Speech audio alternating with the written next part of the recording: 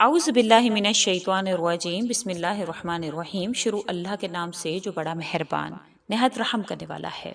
لاکھوں کروڑوں درود و سلام ہو کملی والے آقا محمد مصطفیٰ صلی اللہ علیہ وسلم پر، جو خاتم النبیین ہیں، جو خاتم المرسلین ہیں، کہ جن کے بعد نہ کوئی نبی ہے نہ کوئی رسول ہے۔ لاکھوں کروڑوں درود و سلام ہو آل بیت پر۔ السلام علیکم، میرا نام ہے مومنہ مہربان۔ آج جو ویڈیو لے کر میں آپ کی خدمت میں حاضر ہوئی ہوں، وہ ذی الحج کا چاند دیکھ کر حضرت علی رضی اللہ تعالیٰ عنہ کا بتایا ہوا اگر عمل آپ کرتے ہیں، اس کو اپنے ہتھیلی پر پھونکتے ہیں، پھر وہ ہتھیلی اپنے پیٹ پر پھیرتے ہیں، تو انشاءاللہ تعالیٰ اللہ تعالیٰ آپ کو اسی مہینہ میں اولاد کی خوشخبری عنایت فرماتے ہیں۔ انشاءاللہ تعالیٰ اس مہینے کے چند فضائل میں آپ سے ذکر کروں گی کہ کیوں یہ مہینہ اتنا اہم ہے، اتنی اہمیت والا ہے، کیوں آپ کو اللہ تعالیٰ فوراً سے اولاد کی نعمت سے نوازیں گے۔ انشاءاللہ مکمل آپ نے ویڈیو کو اینڈ تک دیکھنا ہے تاکہ آپ مکمل مستفید ہوں۔ اس کی مکمل فضائل آپ سے ذکر کروں گی، اور آپ نے وہ کون سا عمل ہے جو حضرت علی رضی اللہ تعالیٰ عنہ نے بتایا، جو آپ انشاءاللہ کریں گے اور اللہ کریم آپ کو اولاد کی نعمت سے نوازیں گے، وہ بھی آپ سے ذکر کیا جائے گا۔ اس سے پہلے میں گزارش کرنا چاہوں گی کہ اگر آپ میرے چینل پر نئے ہیں یا مجھے پہلی مرتبہ سن رہے ہیں تو میرے چینل کو سبسکرائب ضرور کر دیں۔ مزید اپڈیٹس حاصل کرنا چاہتے ہیں تو اس سبسکرائب کے بٹن کے ساتھ جو بیل نوٹیفیکیشن کا بٹن ہے اس کو بھی ضرور پریس کریں تاکہ میری ہر نئی ویڈیو آپ کے پاس نوٹیفیکیشن کی صورت میں پہنچتی رہے۔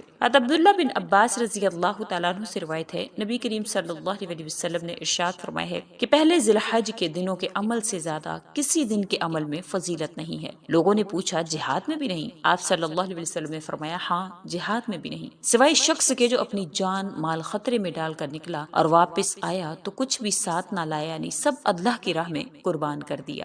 حضرت ابو ہریرہ رضی اللہ تعالیٰ عنہ فرماتے ہیں کہ رسول اکرم صلی اللہ علیہ وسلم نے ارشاد فرمایا، دنوں میں کسی بھی دن بندے کی عبادت کرنا اللہ تعالیٰ کو اتنا محبوب نہیں جتنا کہ عشرہ ذی الحجہ میں محبوب ہے۔ عشرہ کے ہر دن کا روزہ سال بھر کے روزوں کے برابر ہے، اور اس کی ہر رات قیام شب قدر کے قیام کے برابر ہے۔ قرآن کریم میں اللہ تعالیٰ فرماتے ہیں والفجر ولیال عشر والشفع والوتر۔ اللہ تعالیٰ قرآن کریم میں قسم کھاتے ہیں فجر کی، 10 راتوں کی، جفت اور طاق کی، رات کی جب وہ چلتی ہے۔ اللہ تعالیٰ فرماتے ہیں حل فی ذالک قسم الذی حجر، کہ یقیناً اس عقل والے کے لیے بڑی قسم ہے یہ، یعنی جو عقل رکھتا ہے، جو سمجھ رکھتا ہے۔ جب میں کوئی انسان کسی کو کسی بات کا یقین دلاتا ہے تو پھر وہ قسم کھاتا ہے، تو اس کی پختگی میں جو وہ انسان یقین کر لیتا ہے کہ واقعی یہ سچ بات کہہ رہا ہے، وہ یقیناً یہ حقیقت بات کر رہا ہے۔ تو اللہ تعالیٰ ہمیں، کیونکہ ہم انسان ہیں، ہمیں سمجھانے کے لیے اللہ تعالیٰ قسم فرماتے ہیں، ورنہ اللہ تعالیٰ کو قسم کھانے کی ضرورت نہیں ہے۔ اللہ کریم بے شک سچے ہیں، اللہ کریم کا ہر قول سچا، اللہ کریم کی ہر بات سچی، لیکن ہم جیسے عام انسانوں کو، ہم جیسے گناہگار انسانوں کو، کیونکہ ہمیں وہ چیز اچھی لگتی ہے جس پر سٹیمپ لگی ہوئی ہو، ہمیں وہ چیز اچھی لگتی ہے جس کے ساتھ قسم کھائی گئی ہو، تو اللہ تعالیٰ ہمیں سمجھانے کے لیے قسم کھا رہے ہیں فجر کی،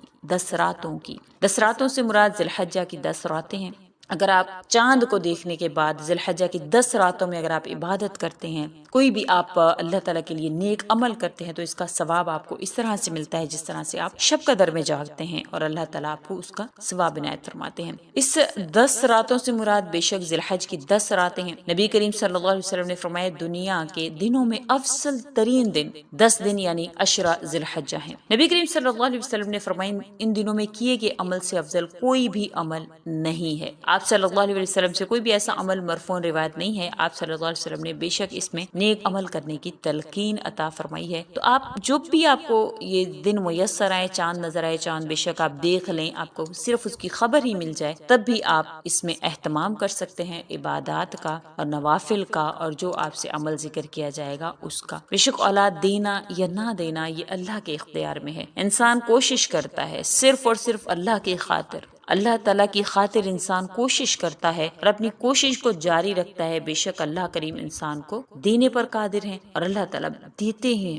کوئی بھی یقین سے اگر اللہ سے مانگتا ہے تو اللہ تعالیٰ اس کو دینے پر قادر ہیں، اور اس طرح سے عطا فرماتے ہیں کہ جیسے وہ اللہ تعالیٰ کو دیکھ رہا ہے، اور جب کوئی یقین سے اللہ سے مانگتا ہے تو اللہ تعالیٰ فوراً سے اس کو عطا کر دیتے ہیں۔ بے شک ہمارا یقین جب کامل ہوتا ہے تو بڑی سے بڑی جو ہماری رکاوٹیں ہیں وہ بھی ڈھیر ہو جاتی ہیں، وہ بھی مٹی ہو جاتی ہیں، بڑی سے بڑی دیوار بھی جو ہے وہ منہدم ہو کر گر جاتی ہے۔ اگر ہم کوئی بڑے سے بڑا عمل کریں لیکن اس میں شک اور شبہات ہوں تو پھر وہ ہمارا عمل، ہمارا وظیفہ، ہمارا وہ وہ کام نہیں کرتا ہے۔ بے شک اللہ تعالیٰ پر جب بھی کوئی آپ کو عمل بتایا جاتا ہے تو اللہ کی ذات پر آپ کو 100% یقین رکھنا چاہیے، کیونکہ اللہ تعالیٰ نے انسان کے اوپر کوئی آزمائش بھیجی تو اس کو دیکھنے کے لیے، اس کا ٹیسٹ کرنے کے لیے، اس کا امتحان لینے کے لیے۔ تو اگر آپ کی اولاد نہیں ہے تو آپ ہرگز یہ مت سمجھیں کہ پتہ نہیں اللہ تعالیٰ نے مجھے پر کیوں آزمائش ڈال دی، مجھے پر۔ آپ نے دیکھا ہوگا بڑے بڑے انبیاء جو ہیں اللہ تعالیٰ نے ان کو اولاد کے ذریعے آزمایا۔ تو اللہ تعالیٰ اگر آپ کو آزما رہے ہیں تو اللہ تعالیٰ نے آپ کو کوئی نہ کوئی درجہ دیا ہوا ہے، آپ کا مقام ہے اللہ کے ہاں، تو اللہ تعالیٰ آپ کو آزما رہے ہیں۔ تو آپ نے یقین کے ساتھ اللہ سے مانگنا ہے اور گڑ گڑا کر مانگنا ہے۔ آج کا عمل حضرت علی کرم اللہ وجہ سے مرفوع روایت ہے، حضرت علی رضی اللہ تعالیٰ نے فرمایا ہے کہ جو کوئی انسان سورہ اخلاص کو یقین کے ساتھ پڑھتا ہے تو اللہ تعالیٰ کی رحمت اس کی طرف متوجہ ہو جاتی ہے۔ جب اللہ کی رحمت اس کی طرف متوجہ ہوتی ہے پھر اللہ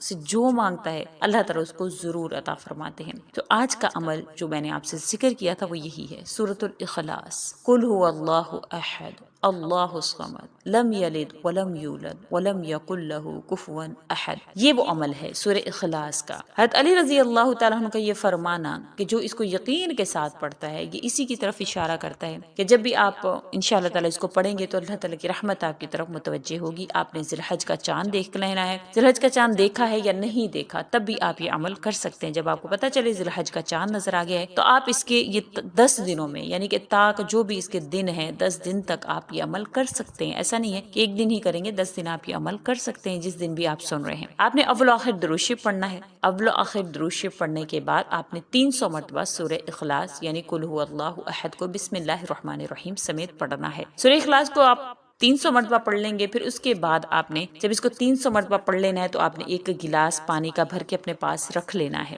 آپ نے اس پانی پر بھی پھونک مارنی ہے اور آپ نے اپنے داہنے ہتھیلی پر یعنی کہ اپنی داہنے ہاتھ پر آپ نے پھونک مار کے وہ ہاتھ جو ہے وہ اپنے پیٹ پر پھیر لینا ہے اور اللہ تعالیٰ سے دعا کرنی ہے کہ یا اللہ اپنی نظر کرم میری اس کوکھ کی طرف کر دیجئے، میری اس خالی جھولی کی طرف کر دیجئے، میری اس بے اولادی کی طرف کر دیجئے۔ میرے پاک پروردگار، بے شک آپ کا جب امر ہوتا ہے، آپ کا جب حکم ہوتا ہے تو آپ حضرت مریم کو بغیر والد کے اولاد دینے پر قادر ہیں۔ آپ کا جب حکم ہوتا ہے تو زکریا کی طرح بڑھاپے میں اولاد دینے پر قادر ہیں۔ آپ کا جب حکم ہوتا ہے تو ابراہیم کی طرح آپ اولاد دینے پر قادر ہیں۔ آپ کا جب حکم ہوتا ہے تو یحییٰ جیسے بیٹے عطا کرنے پر قادر ہیں۔ تو اللہ تعالیٰ انشاءاللہ آپ کی طرف نظر کرم فرمائیں گے۔ جب اللہ کی نظر کرم آپ پر ہو جائے گی تو اللہ تعالیٰ آپ کو اولاد کی نعمت عطا فرمائیں گے۔ اب جو پانی آپ نے جس پر آپ نے پھونک مار لی ہے وہ آپ نے خود بھی پینا ہے، اپنے شوہر کو بھی پلانا ہے، اور اگر ہو سکے تو میاں بیوی دونوں یہ عمل کر لیں اور انشاءاللہ تعالیٰ آپ کو اس کا فائدہ ضرور حاصل ہوگا۔ یقین کے ساتھ آپ نے یہ عمل کرنا ہے اور انشاءاللہ تعالیٰ یقین سے کیا گیا عمل کبھی بھی رائے گا نہیں جاتا، کبھی بھی اللہ تعالیٰ اس کو ضائع نہیں کرتے۔ آپ نے ضرور اس کو انشاءاللہ کرنا ہے۔ امید کرتی ہوں آپ کو میری ویڈیو اچھی لگی ہوگی۔ اگر اچھی لگی ہے تو لائک کریں، شیئر کریں اور میرے چینل کو سبسکرائب بھی ضرور کر دیں۔ اسی کے ساتھ اجازت چاہوں گی، اللہ حافظ۔